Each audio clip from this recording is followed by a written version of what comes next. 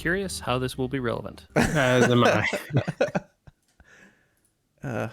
JJ will remember how it's relevant in a minute. So I don't right now, so I'm excited to learn about future me will know. What have you forgotten, JJ? 275 times JJ has forgotten hello. Hello. JJ, Michael. Hey, everybody. 275. This was a long weekend. Welcome back. It's work time at 8 o'clock at night. It's not work to talk to you guys. What? What? No. I only barely remembered that it was a Monday, at 6 o'clock today. Other people around me forgot that it was a Monday today and have maybe derailed a little bit of our plans tonight, but that's okay. We're going to do it anyway. Forge on, as they say. Hello. What? Forge on. Oh, I heard what you Not heard, what I JJ. Yeah. What did you hear? We both wanted to know who John was and why we were doing it for him. Forge on. That's why I thought, is this like the For Frodo thing and I don't know about it? Like, what's going on? What's the For Frodo thing? The line that Aragorn says at the end of Return of the King as they charges the gates. Oh. I thought there was like an internet meme. I thought you were saying like there's a For Frodo internet meme, and I was very excited for a second. Everything is an internet meme if you try hard enough, I suppose. Yes. Speaking of the internet, welcome back. It's 275 episodes. JJ, would you call it a positive interaction we had on the internet? Unclear, I guess. I don't know. Okay. It didn't seem bad. Michael, we got into it on the internet. Were people wrong? No one was wrong, I don't think. There were some numbers thrown around for Mechwarrior 5 and its performance after its relaunch out of exclusivity onto multiple platforms. And I think I mistook some numbers to be worse than they were, but the numbers once corrected were not great. Art of Battletech was the person that we were talking to on this issue, who is notably more knowledgeable than us in the Mechwarrior Battletech universe. Yeah, to be clear, that person is way more dedicated to the brand than we are, for sure. And has knowledge that we don't, and correctly pointed out that this game is a success, no matter what metrics you're using. I mean, at the end of the day, right, if the developer considers it a success, which was apparently hard for me to say, great. Yeah. Like, they don't have to, that's good. If that's good enough for them, great. Yeah. But Michael, if I were to tell you that in 1 year you sold 200,000 copies, and in 3 months you sold 130,000 copies, which decision would you make in terms of the longevity of your game? To go with whatever platform the second set of sales came from. Yeah, you would make that decision, I would think also. So the discussion revolved around a little bit of, and I suggest people read it on Twitter and comment and tell us what their thoughts were.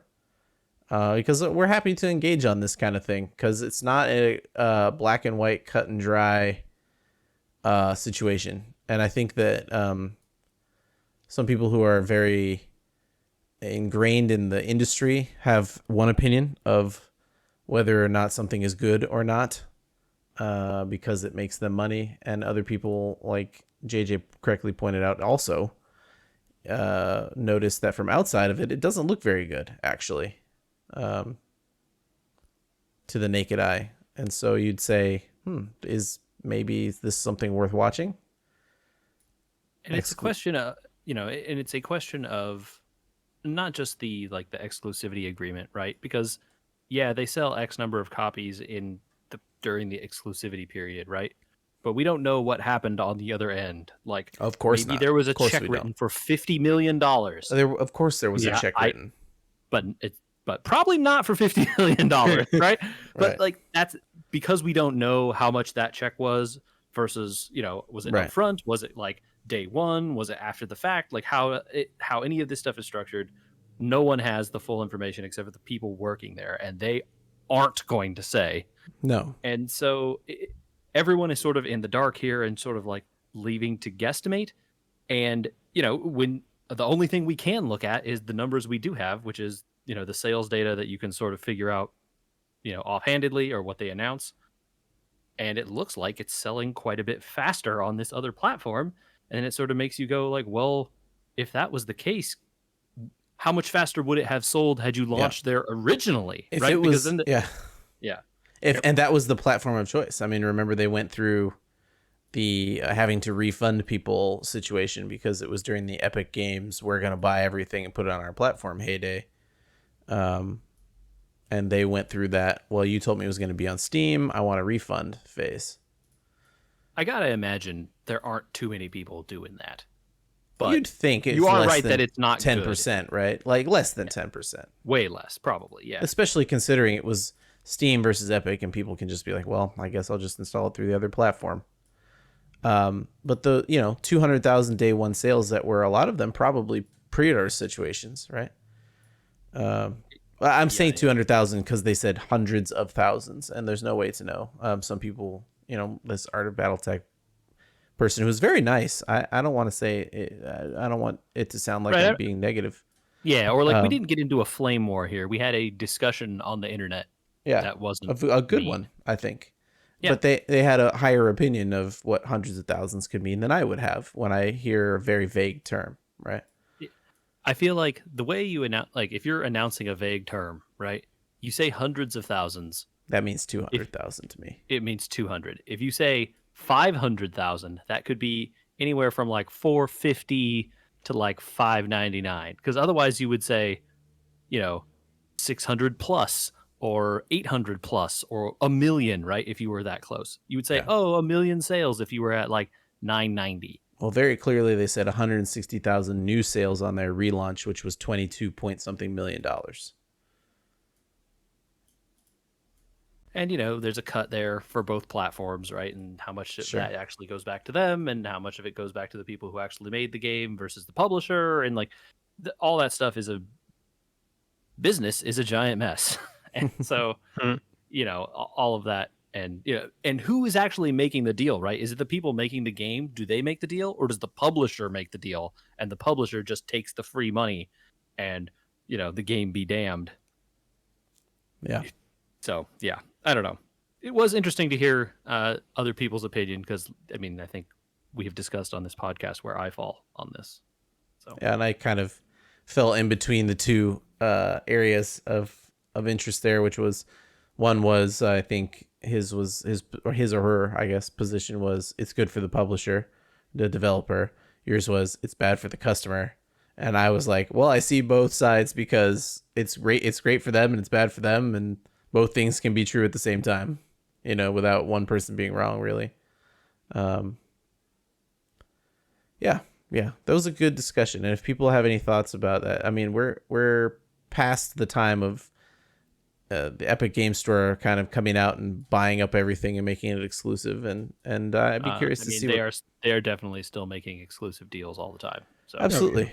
But the kerfuffle over games that had been in production versus now just saying something is exclusive from the beginning. Oh yeah, sir.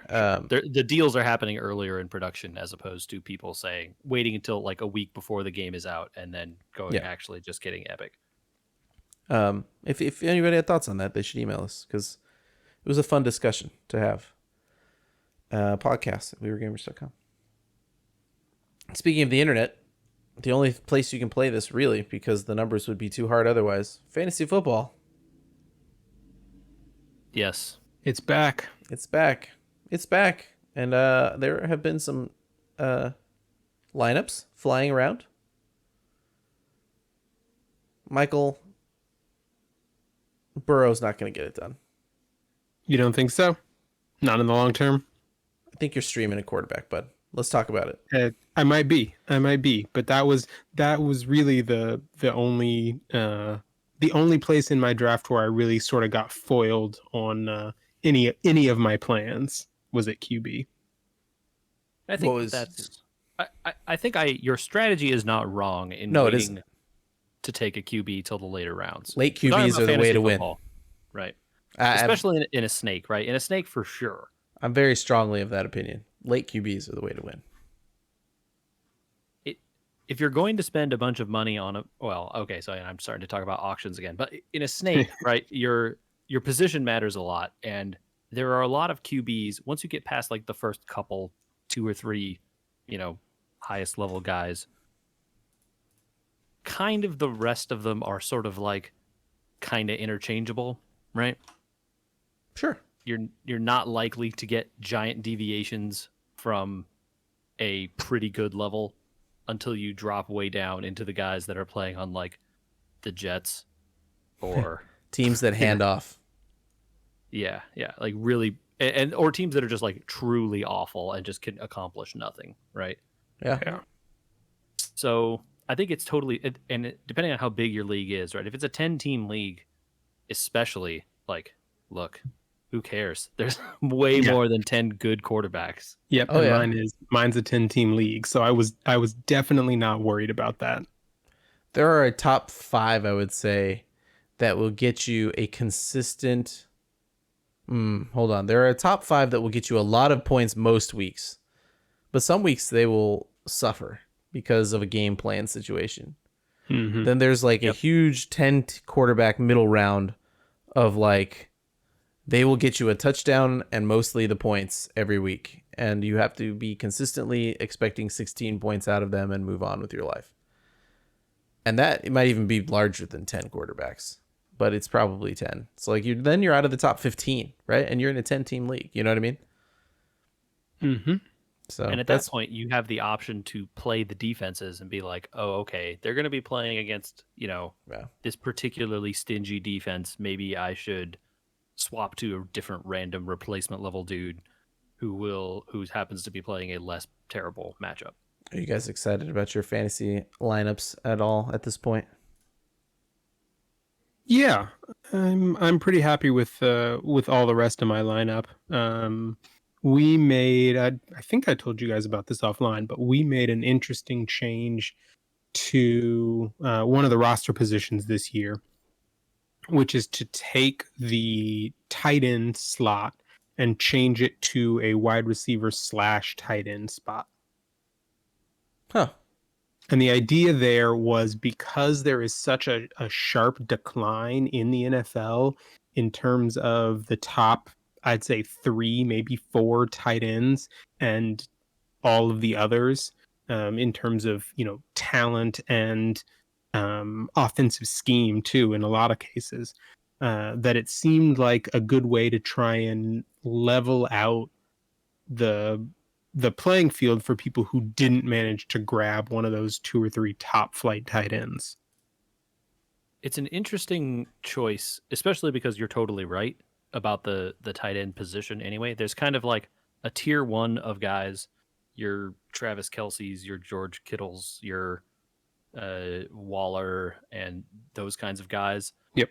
And then there's there's a huge gulf. And then you get the like random guy who's going to get a touchdown this week.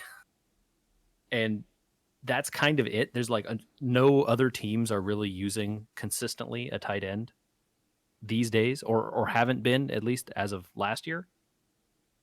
And it is, if you don't get one of those top several guys, and especially in a snake draft, you may just not have the option to ever pick them. Right? Because it could just go, some guy randomly picks the best guy, and the next guy's like, oh, I'll take the next guy. And then the next guy, and now all the good tight ends are gone, and you were picked number 7, and you didn't even get a chance to see a tight end in the top set, But even especially in a snake draft, average draft position for a Travis Kelsey is 10. That's a first-round pick for a tight end. Yeah, it was higher this year. Because the man produces at an insane level. He's like a wide receiver 1 in your tight end slot. That's one player at the tight end slot. Kittle doesn't produce that way. Waller doesn't produce that way. Well, Andrews doesn't produce that way. Kittle didn't produce that way last year either. Because he got injured, right? Yeah. What are you doing? I mean, in my opinion, when he played, he was producing those kinds of numbers. Sure, but I think that's overvaluing the position by so much versus at a 10 position taking a running back or wide receiver. That's just insane. I mean, Right. it's So about. for Oh yeah, go ahead. I was gonna say for level setting, I got Kittle and I got him at 34. Whoa. Okay. I mean, certainly I would have taken that. Yeah. So That that's is a large part of the that's an reason why I entire took him was round because- past his normal average draft exactly. position. Exactly. So our draft this year and this league in the last couple of years has gone very running back heavy at the top. Yeah, as it traditionally has been. But I would, Sure. I mean, personally, I would drop into the, and this has always been kind of my strategy, is to drop into the like 5, 6, 7 range of tight ends, maybe. You know, draft them after you've got your wide receivers and your running backs. You know, I mean, Rob Gronkowski's still playing for Tampa Bay. And his numbers were garbage last year. You Yeah. don't want Gronkowski. I'm just saying, there's Hunter Henry's out there, Evan Ingram's, Hunter Henry's on Zach- the Patriots. Zach Ertz. Yes, because Hunter Henry is on the Patriots, and the Patriots never use the tight end. He's not going to get fed like the Chargers were feeding him. I'm just saying, like, So it seems crazy to me to take a guy in the first round at tight end position. So the concern and the way I understand it is that the reason running backs have always typically gone first in these drafts is because the position is weak. There aren't a lot of just amazing level running backs, right? The reason those guys go first is because once you get past the first 10 or so running backs, and even within the first 10, there's like, and you have the to have top 2 good ones and so bottom good ones. So in a 10-team league, you need 20 serviceable ones to start. Sure. And so in a tight end, with a tight end only position, you need to have 10 tight ends worth playing in the league. And I don't think there are 10 worth playing in the league. I think there are like 5. I'd say they're mostly offset, because if you're not taking a Travis Kelsey in round 1. But I'm saying it doesn't matter. You have to have a tight end on your roster. If you don't get one of the top 5 guys, you might as well just pick any of the other 32 out of a hat because they all suck. You're hoping for touchdowns. That's all you're going to get. You will get 5 yards a game. Stream it like a quarterback. I don't know. You could, and that's a totally reasonable option, right? And this is part of the reason why we made the change, right? Is so that you're not forced into the position of feeling like that slot is a liability every week for 70% of the teams in the league. That is the rationale behind it, right? Whether you agree with it or not, I think like saying we should take the kicker out, because who knows what the I know kicker's people going to do. have argued that we should take the kickers out, Andrew. That is not a surprising position to me. Especially when, you especially see it happening right after a game where some guy happens to kick like 7 field goals in a game and their kicker has 25 points and they blow the other team out because of the kicker, right? I don't know. The positions are the positions.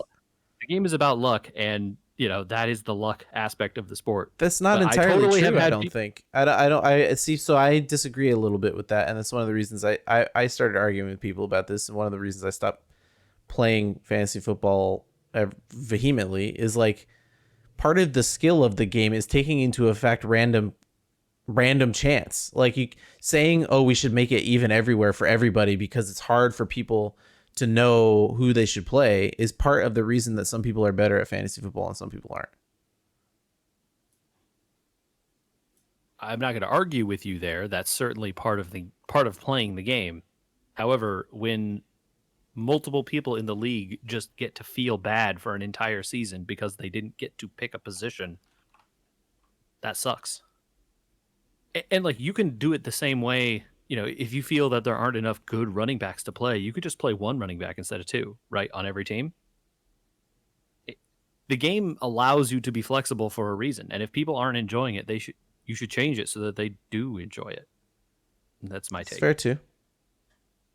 And to be like, I have literally heard from people in the league that I am playing in, we should remove the kickers because the variance is too high and it causes the game to be bad.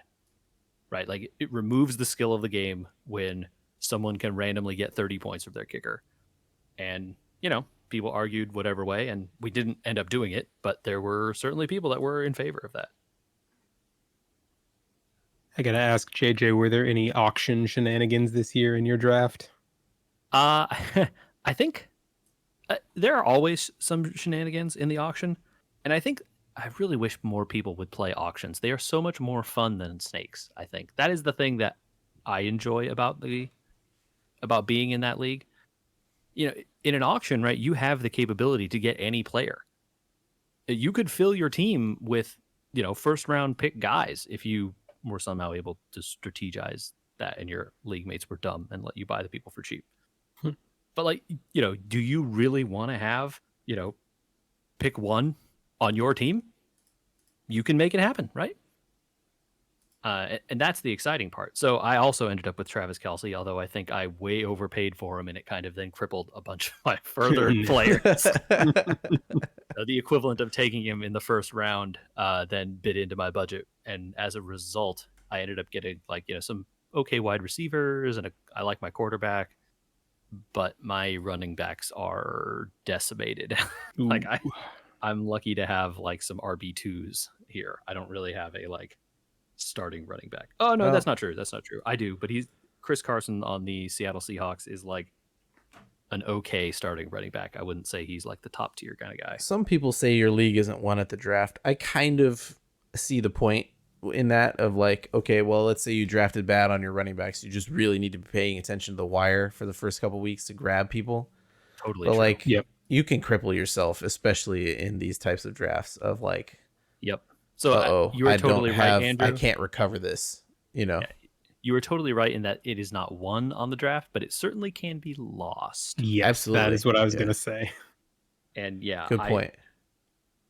And there are a lot of different things that go into an auction, but the important thing, there's 2 or 3 important things, right? First is you have to be a lot more knowledgeable about the total number of players that are out there and which ones are remaining in which positions, right? It's people have been drafting a lot of wide receivers because there's no order, right? You don't have to pick the top guys first and put them up for auction. Who picks the order? Because wouldn't you just go an average draft position or something to make it fair? So in terms of so you have to think about it like this. It goes, the order, you nominate players, right? So there's a snake, but there's not a snake. It's just a round robin. And the person whose turn it is picks any player in the league to nominate. Oh, okay. So you, all right. so you can say, I choose, to nominate, Travis Kelsey first, and then, people can figure out what his price is, right? And it's an auction at that point. It's you keep raising until someone decides no one wants to pay more. But you could choose to pick Allen Robinson first, or Aaron Rodgers, or a kicker, a defense, anything. So it's part of the strategy is to get people to overpay on stuff. Absolutely, the strategy is to get people to overpay, right? And typically, when there are more people with more money left out there and more spots open, it's a little easier to get people to pay more money than it is later when people have already gotten some positions, they've spent money on other players, And so it can be a trick to wait to nominate really good players until later because people have spent money and then you can get them for less. Of course, then, that assumes the other people don't nominate them for you. So that's one of the things, right? The second thing is you have to make sure you spend all your money because the money that you use for the draft is not used for anything else. Oh, it doesn't transfer to the waiver wire? No. So if you don't spend it, it's just wasted. So you still get the $100 free agent waiver budget. That's just, fair for everyone. So if you don't spend your auction money, you just wasted that money. So Make sure you use it, right? Use it or lose it, right? And so you can get stuck at the end and being okay, I've kind of gotten some guys that I like, but almost everyone else is out of money now, and I can just get players for $2, and I'm going to be left with $20 here. Well, you goofed then because you clearly could have gotten better players earlier on, for that extra few dollars, right? Mm-hmm. And then the other thing is that if you overpay for someone, you are now going to have to regame plan yourself to bring your budget back down, or you're going to end up being way overextended. And that was the problem that happened to me. I way overpaid for Travis Kelsey, And then I came back down, and then I didn't end up getting other guys I had been looking to try and buy because I didn't have the money to spend without bankrupting myself, basically. And the system does at least like force you can't go completely bankrupt because the minimum bid is $1, right? And so they will eventually force you to hold on to $1 for each roster slot. Oh, okay. And so then you're at the mercy of like, if you only have $1 per roster slot left, you just have to be like, I nominate this guy for $1, and anyone can go 2, and then you're screwed, right? Like, and by the end of the draft, you're just filling your bench with random dudes at this point. No one is overbidding anyone because do you want the backup running back to the Ravens, or do you want the third string wide receiver on the Dolphins or whatever? No one cares. It's just like, pick which guy do you think is randomly going to be really good this year? Just pick them, whatever. What's the size of that league? That's a 12-team league, so it's a little bigger. Okay. Yeah. That's what I was wondering, how you can start to get to a point where no one cares about positions. Yeah, many teams. 12 teams and then 6 bench slots. You're kind of scraping the bottom of the barrel by the time everyone has filled out. I mean, you're definitely looking for backups to good players at that point. Yeah, for sure. All the major running backups were drafted. Of course they were. For sure. But I had a fun time. Like I said, I think my planned strategy didn't go exactly how I wanted it, but I think my team will do all right. I'm hopeful, And as you correctly pointed out, Andrew, there's probably a top 10 player sitting on the waiver wire right now that no one knows, right? Yeah. There always is. Top 10 overall player just out there because someone is going to hurt themselves and their backup is going to turn into a star and no one's seen him. And that happens every season, right? Of course. Yeah. Oh, well, I've been playing a different kind of mental drafting. Card drafting. JJ. I love it. Covenant ranks are hard, you guys. Uh-huh. Okay. It's Covenant ranks, I'm referring to Monster Train. It's like an amplifier for making the game harder.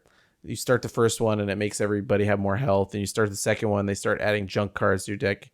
The third one, they double the junk they're putting in there, I think, which is extra cards you can use, but they might not be what you want. It's not junk. They just put in like random cards into your deck at the start of the game, but they can be junk sometimes. It just junk in terms of your build, but they are real cards. Sure. Maybe sometimes they work out and they're like, oh, these are sweet ones, but not usually. Okay, so it sounds kind of like the Cells system in Dead Cells. Yes. Oh yeah. It's very reminiscent. Unfortunately, when you beat a Covenant rank, they add some gold stickers to your logbook for the cards that were in your deck. And now it feels like my logbook is incomplete. And so now I've gotten the bug of like, well, maybe I could do Covenant rank 2. Maybe I could do Covenant rank 3. So the Covenant ranks aren't what add the gold stickers. It's having the cards in your deck after a win that on a Covenant rank. Oh, you have to win on a Covenant. Oh, so you just do Covenant 1. Yeah, you could do it on new just builds Covenant every time, I guess. Yeah. But I also still have some of the heroes that I haven't fully filled in on the logbook, what their abilities are, that kind of stuff. So I'm still kind of filling that stuff in. So I got a little bit of the bug of where I thought I was going to quit to keep going. But the Covenant rank does something when you see those gold cards show up. It's like, well, I could try to use this card that I would never have used ever before because I don't think it's good. Did you find any sweet builds with random cards? No, you get level 6 or 7, and then you lose because the card isn't good. Yeah, I was going to say, are you proven right, or are you pleasantly surprised? No, most of the time you're like, okay. I want to gold this card because I would never use it in a normal run, but I got it because of the draft or whatever reason that it ended up in my deck. How do I build around Ember Drain 4 on my characters? I don't know. Let's try this. Yes, I know. Ember Drain 4, not good. That means, Michael, that you have no mana to cast spells, basically. Feels like a problem. I mean, it's not a problem if your guys are really strong. Sure, yeah. Cards you would never use because you want to gold them, and then you're like, oh, I lost. I think that's one of those cases where you're like, now I need to go back down to Covenant 1 because there's a chance. Yeah. Maybe. Yeah. 'Cause I definitely have the experience of like I think the highest covenant I've gotten is 5. I haven't gotten super high in a lot of the covenants, but like you start having to be pretty focused in the higher ones where it's like, okay, I really need to be choosing to do this almost from the outset, and then kind of like going that way the entire time. And no, you cannot let up on the gas pedal. You need to constantly be driving towards that thing, or you're not going to be powerful enough by the time honestly, you get I to think the last bosses. Past 5, you're probably looking at this is exactly what I'm going to build, and if I can't build it within the first 2 rounds, I'm restarting the run. I could believe it. You know, because your strategy of hey, build a bigger deck, 'cause it's actually okay, is a little inconsistent. I just gotta say. Well, that is when I said bigger, I meant it doesn't have to be 16 every time. 20 and 22 are still fine, but like I'm not meaning 30. If you're above 25, you're doing it's problematic. I was struggling with inconsistency above 24. That's for sure. Yeah. You got to be, the really rough part about the true junk that they add, right? Yeah. Those like dead weight Blights. cards. Yeah. That you can't even remove them in the things that let you remove cards. That's the real pain. I did have a really successful run on Covenant 2 where I had some blight cards and I got the guy that gets stronger with blight cards. Dante or whatever. Which faction was this? He's a classless card you get from one of the special events in the game. Oh, okay. And he gets stronger based on how many bad cards are in your deck, like actual bad cards. So then you can kind of play around and use the blight cards to your advantage, which, was a very successful run actually. But yeah, sometimes the monsters are just like, no, I'm not going to give you the cards to create morsels. So the morsel deck you've been building for 7 rounds will eventually fall apart because you do not have the cards you need. I was like, please just give me the one. Any of these 3 will do it and I will win. No. Oh, you lost. Denied. Yeah. Speaking of monsters, how many monsters were in the Witcher film? Gosh, by what measurement? Oh, I mean, there are lots. True monsters or emotional monsters? Definitely just about both. Everyone. Definitely both. The Witcher, and I think this is so. I think we're going to talk about what is the full name of this? Nightmare of the Wolf. Nightmare of the Wolf. The Netflix original origin story for Vesemir. Yes. And slightly the story for Geralt, but not really. Only in as much as they say his name at the very end.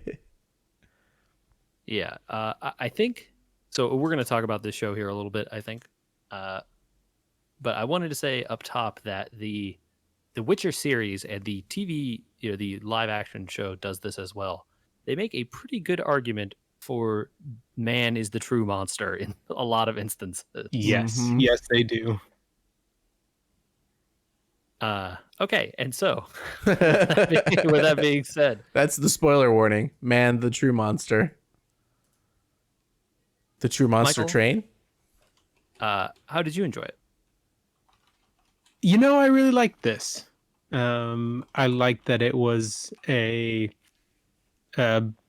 story, at least for me. I know your take's a little different, JJ, but for me, who I had no prior knowledge of, having not actually played through any of the Witcher games yet. So it was cool for me to revisit the world in an earlier time period and see, where they went with a different story. Everything before it quote unquote fell apart, even though it was probably already falling apart. Yeah, the story here kind of winds up being the fall of the Witchers.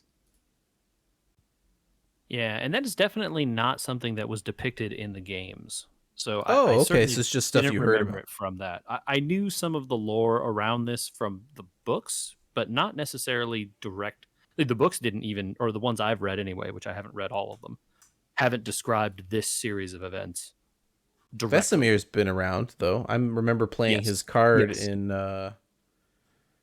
Yeah. Gwent. Vesemir was like very briefly in the TV show. He's been in the games. Like he had, a fully voice acted part. He's a guy who in the games. So I knew quite a bit about him, but not this part of his life, right? Because the games always have had Geralt as the playable character. And so then Vesemir is older because Geralt is very young or not born in some instances, I think, during parts of this. So Yeah. it is very interesting. And certainly the older Witcher, who's sort of the Vesemir's mentor, Deglin. thank you. I couldn't remember his name. Was not a character I knew. So that was a wholly new part of the storyline to me there. So fun tie-in about him. Deglin was voiced by Graham McTavish, who you guys are probably more familiar with as the voice of Yeah. Dracula Yeah. in Castlevania. He sounded familiar, and Yep. now I know why. There you go. He's also in Outlander.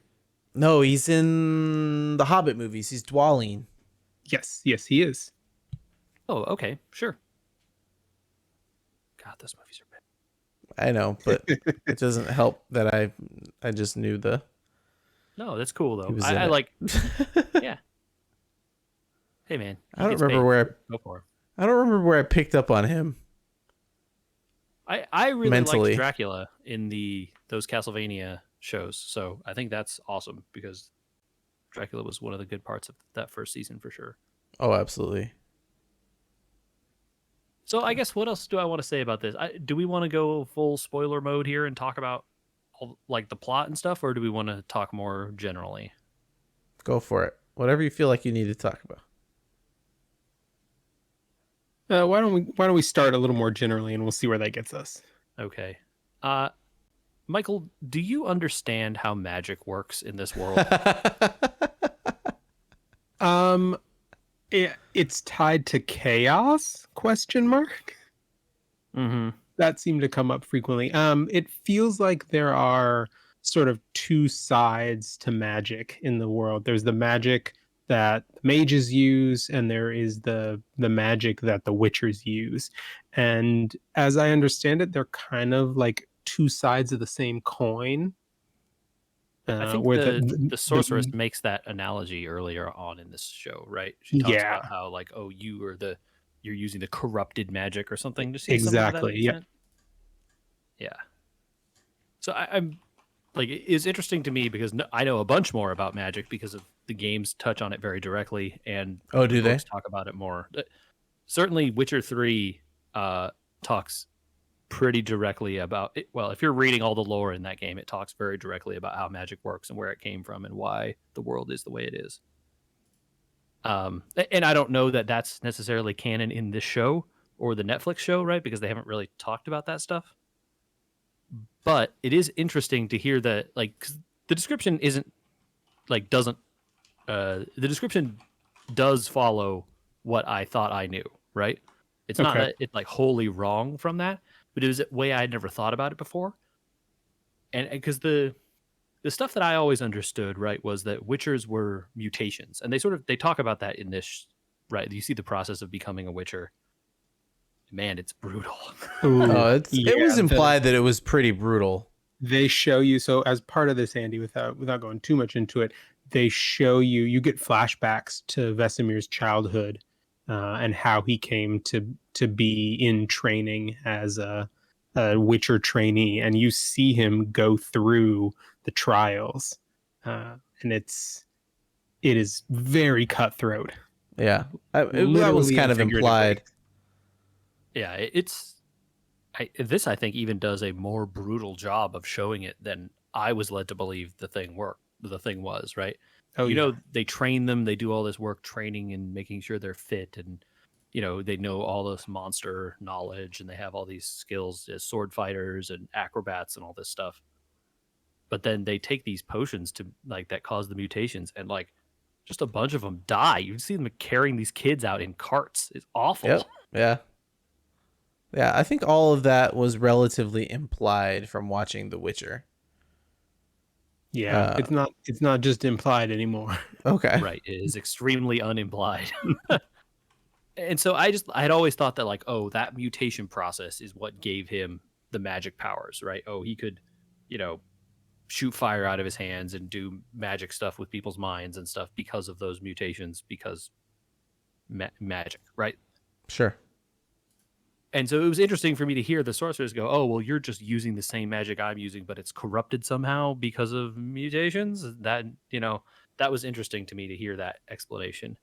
Because certainly the sorceresses, and they talk about this even in the TV show, they tap into this power, right? And they're drawing on this power, but they have to control it because otherwise, it consumes them and causes them to go crazy and do all kinds of horrible things.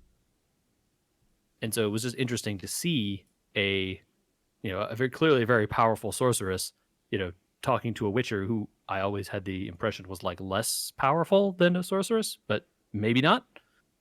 Now that I'm learning this, so that was interesting to me as well. Yeah, they definitely seem equally capable of holding their own in this. I think I always got the impression Geralt couldn't hold his own, quote unquote, mostly because he was just tired and crotchety, and not because he was incompetent. He was just tired of fighting all the time. Well, and you kind of see like as the show goes on, the downfall of the Witchers, they're becoming less and less respected in towns and stuff, and it's like it's hard out there fighting monsters, man. Especially when you're good at it, and all of a sudden no one believes there are monsters and that it's all a hoax and that they don't have to listen to you. And that's kind of the direction that this movie goes. Yep. Yep. It's like the same story repeats itself for all of history, no matter what universe you're in. Not wrong. And it's not here telling a like super original tale, right? The end of a storied species and that kind of a thing is always one of those, like, I don't know, what's the literary term? Archetypes? Yeah. Where that's the like, oh, the noble end of the last night and that kind of stuff, right? But I really enjoyed it. I thought it was well told. The flashbacks to Vesemir's childhood definitely give you more insight to like him as a person and why he's doing some of the stuff he's doing, and then the the magical stuff that goes on really messes with you as time goes on. Yeah. So I will say, and JJ, you can tell me if this happened to you. There is one, I don't even know that I would call it a twist, but there's a small revelation that goes on that happens as part of the plot. And I think that if you've watched the TV show, that it's not really a surprise. Yeah, I think that's true. You're just watching a history lesson, basically. Right. Well, because the all these events, in theory, if it's the same universe as the TV show, took place well in the past. But in so much as watching a documentary, you wouldn't be like, they did what in the past? You'd be like, yeah, that makes some sense because that country doesn't exist anymore. Kind of thing. Yeah. You know what I mean? Yeah, certainly. I think props to them for finding a way to tell a story where you sort of already know the end state. Is like, hey, in the TV show, there aren't a lot of witchers around, and the castle is super ruined, and Geralt is kind of like alone. Alone, right? So how did we get there? Yeah, use your imagination. And I don't know that it even tells the whole story, right? Because there's not zero witchers at the end of this, right? Yeah. But there's certainly not a lot. There's certainly room for another movie, maybe. Could be. Or for there to be more Witchers in season 2 of The Witcher. Also that, right? Maybe. Also that. Graham McTavish, because he's apparently in season 2 of The Witcher. Oh, well. No way. Okay. He is, yeah. Hey guys, do you think? Oh wait. Oh, interesting. Graham McTavish, you say? Yes. Okay, huh? I will assume he plays a different character in season 2 of The Witcher. He's playing Dijkstra. Okay, yeah, that is a real character, so it sounds like maybe not a fake out.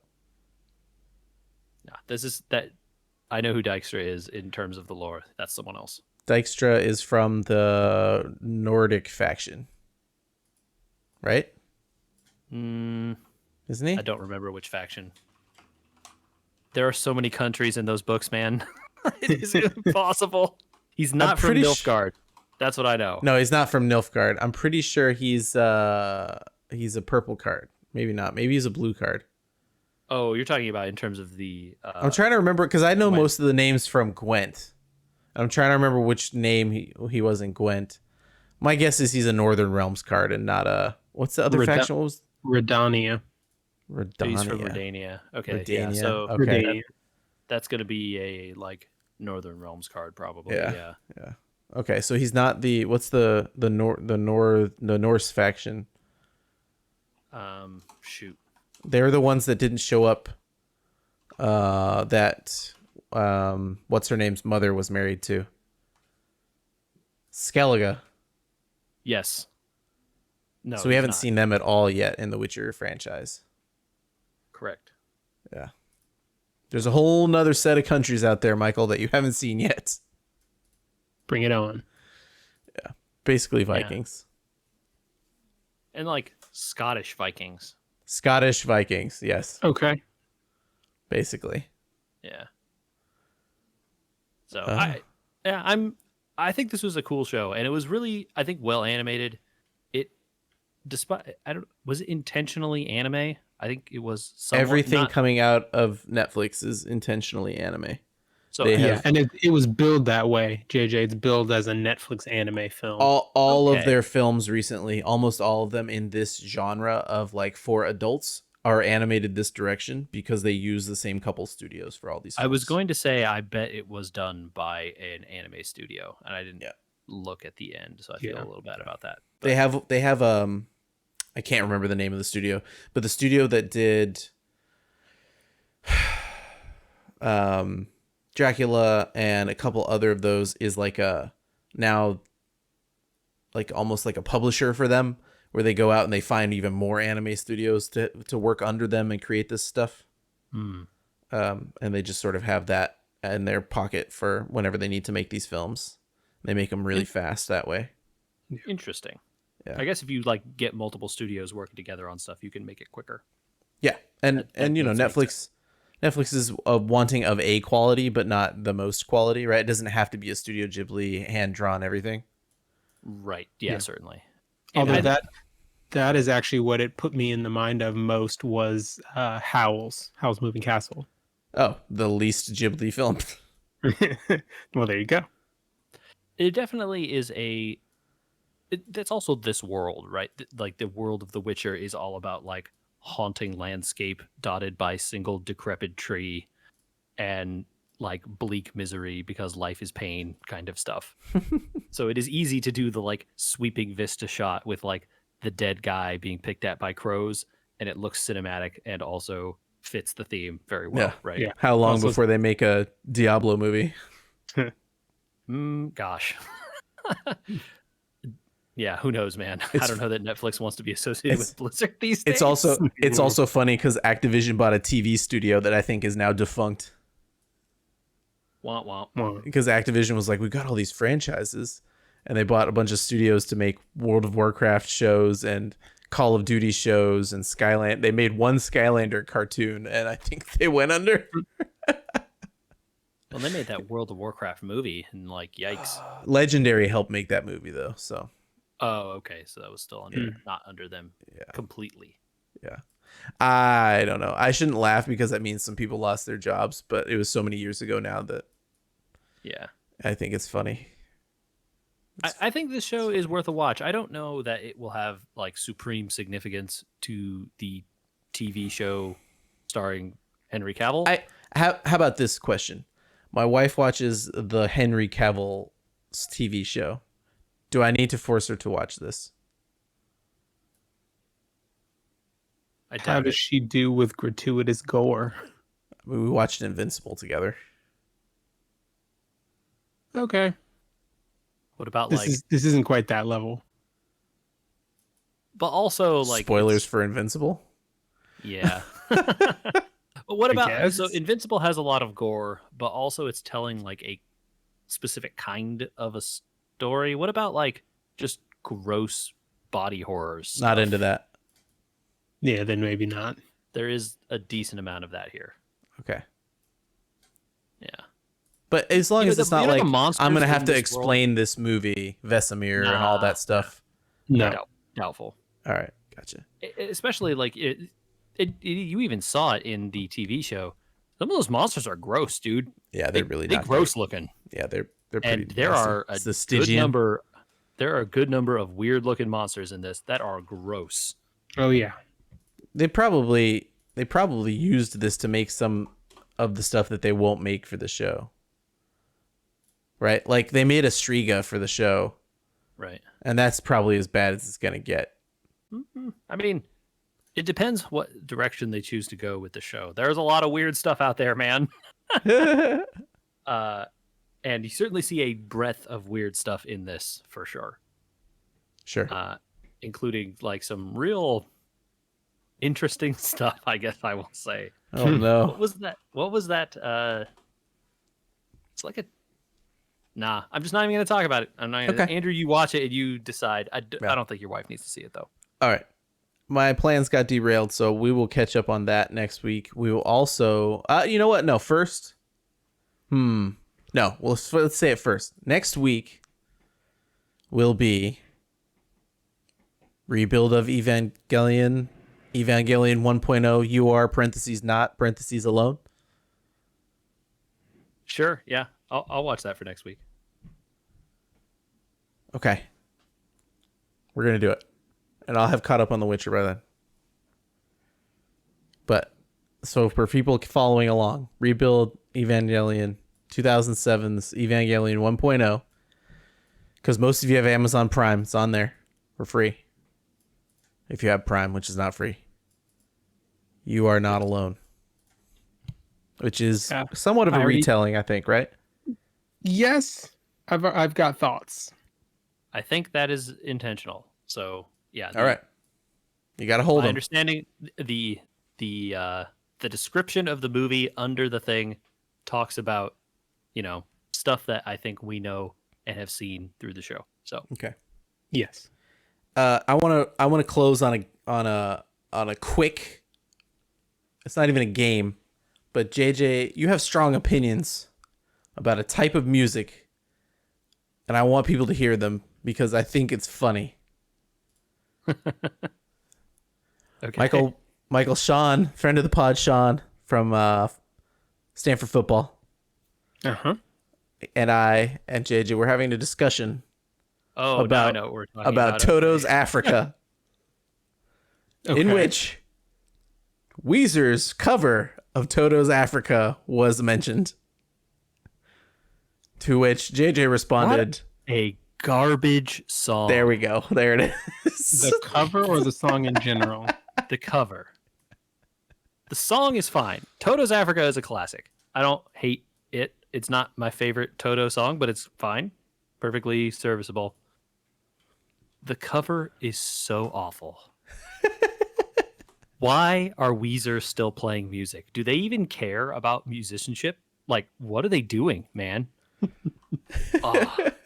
It is just like the most it is the most like sonic garbage is what it is. Just terrible.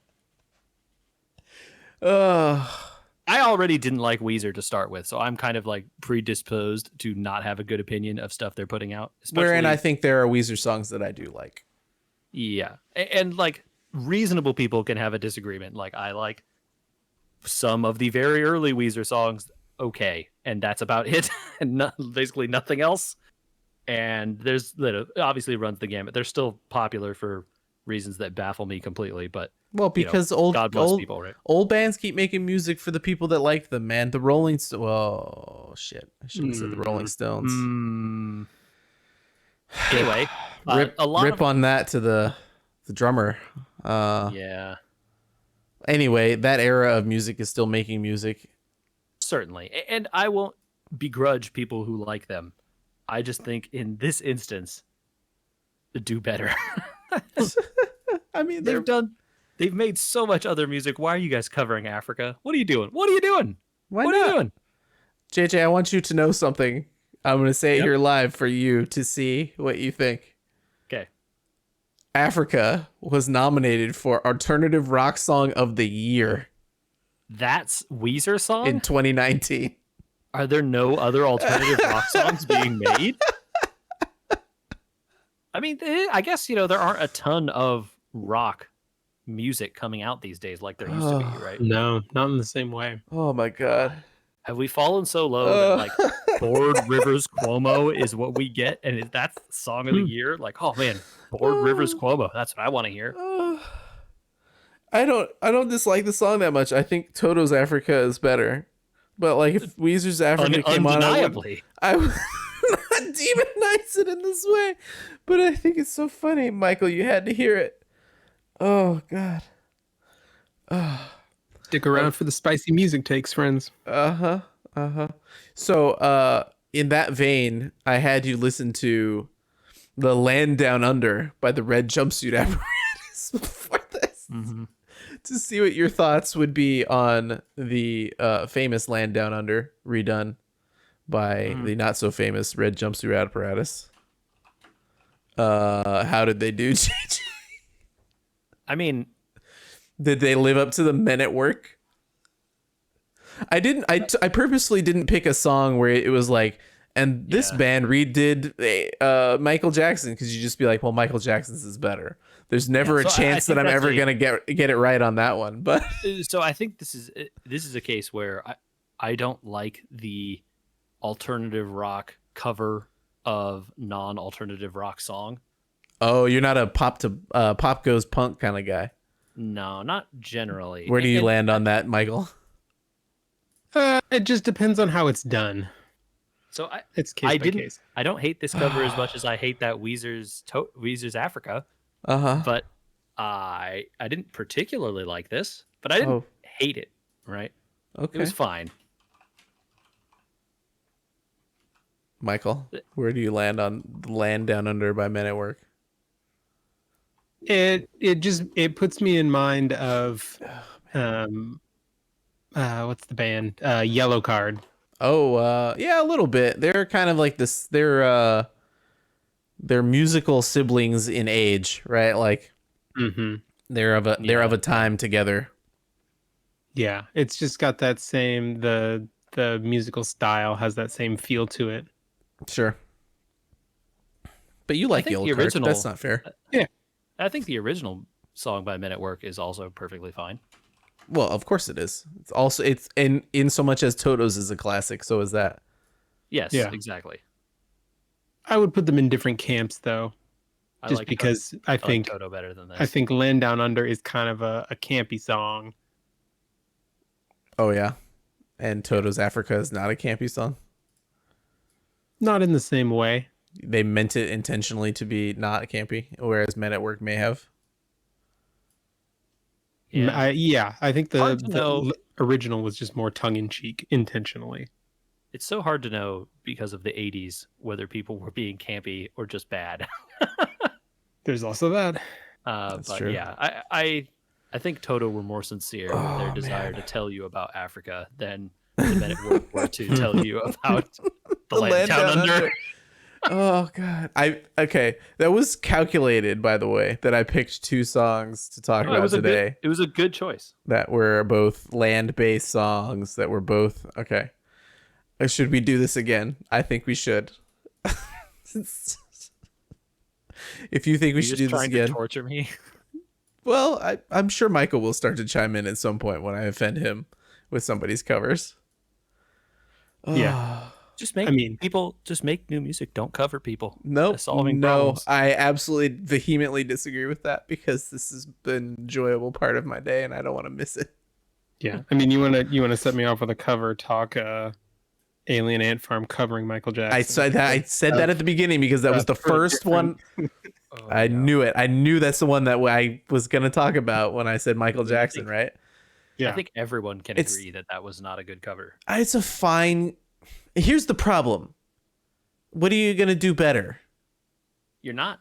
Exactly. Right. So why make the attempt when all you why do they remake movies? Why do they remake movies? I mean, the Disturbed cover of Land of Confusion. Why did you do that? Don't do that. Disturbed is bad already. Don't make it worse. Okay, hold on. We can't keep going today, but we'll talk about that next time. If you have cover ideas for us to okay, I wasn't thinking of Land of Confusion. I was thinking they also did a cover of Sound of Silence that we have to talk about, which for next time. Okay. Podcast. I don't know if I've heard that one. Oh yeah, you're gonna hear it next time. Yeah. Don't listen to it in advance. We'll listen to it live. I won't. Podcast at wewergamers.com. Where else, Michael? You can find us on Facebook, Twitter, Instagram. We were gamers on all those places. You should look us up on YouTube, our YouTube channel. We were gamers, all one word. I believe that one of our recent side pods just went up.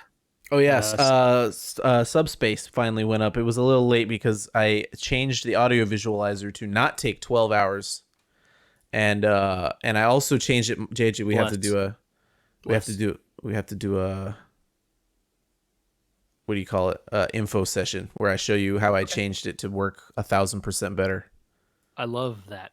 Please show it to me. Yeah. So, but learning to do it that way, of course, costs us some time on posting the episode. Anyway, sorry, I didn't mean to cut you off. Anyway, YouTube. Yeah. So find us on there. Give us a like. Subscribe.